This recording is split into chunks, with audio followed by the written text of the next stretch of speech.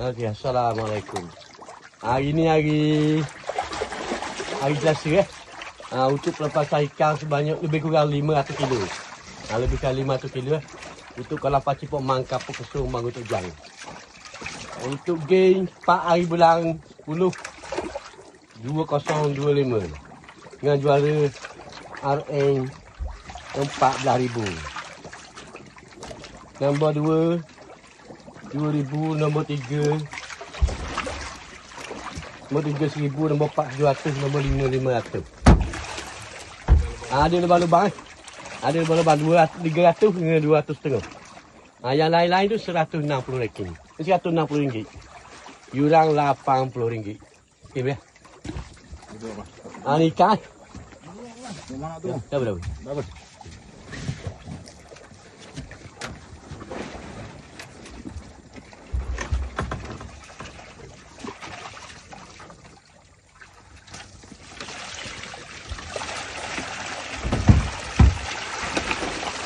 Ikan bisa 500 kilo. Dia lepas ke kolam pendek dekat pai air.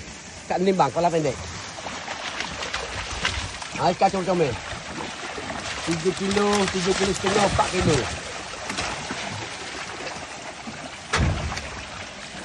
Empat kilo lebih pun ada.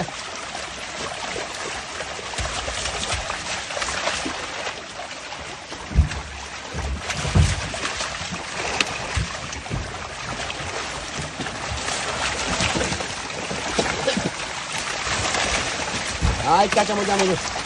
3 kilo setengah sehingga 4 kilo setengah. Ikan comel. Kolam pendek kolam pendek. Dekat Nimbang.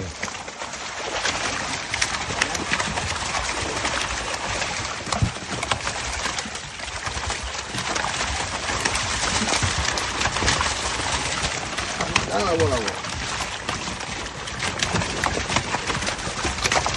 Lepas kaki tengok ya.